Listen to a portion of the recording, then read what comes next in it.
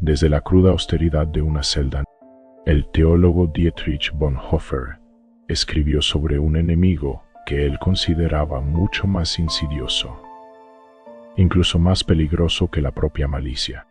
Ese enemigo era la estupidez, pero no se refería, en absoluto, a una deficiencia intelectual.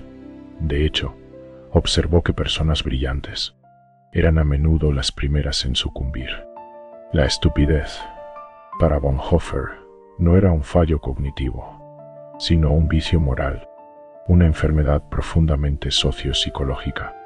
No es algo innato, sino algo que se adquiere, se aprende, emerge no del individuo aislado, sino de la dinámica de la masa. Es la abdicación voluntaria del yo, una renuncia al juicio crítico, un acto de capitulación interna que deja al individuo hueco, un recipiente listo para ser llenado por cualquier consigna, cualquier poder. Y una vez instalada, esta estupidez es intratable, porque la persona estúpida no está en desacuerdo, simplemente está poseída. Este colapso del juicio no es un accidente, requiere condiciones muy específicas para florecer. La estupidez, observó Bonhoeffer, es el vástago de un poder ascendente. El poder autoritario no solo oprime, sino que necesita la estupidez. La genera activamente, porque el individuo, confrontado con esta marea de uniformidad, siente una presión sociológica abrumadora. El miedo al aislamiento, el terror primordial a no pertenecer, a ser señalado como el otro. Pronto, este miedo se vuelve más fuerte que la adherencia a la verdad, más fuerte que la lógica, más fuerte, incluso, que el propio instinto de supervivencia. Y así, la persona intercambia su autonomía, su alma, por la comodidad de la pertenencia. Es una transacción trágica, una falsa seguridad, que allana por completo el camino para la manipulación.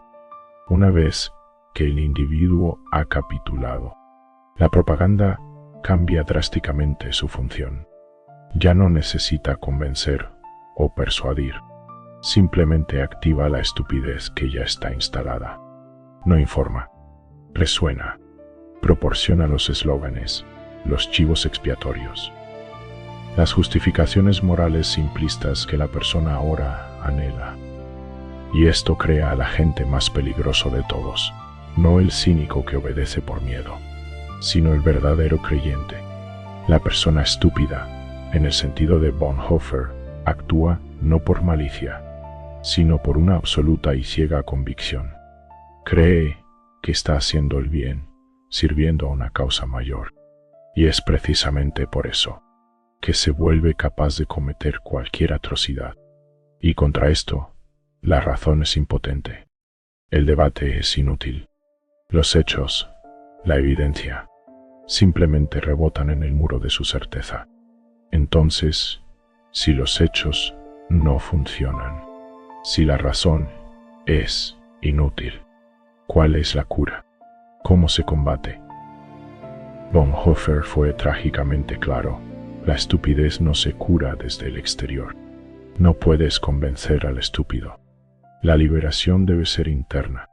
Es una ruptura, un despertar doloroso, un acto de voluntad individual.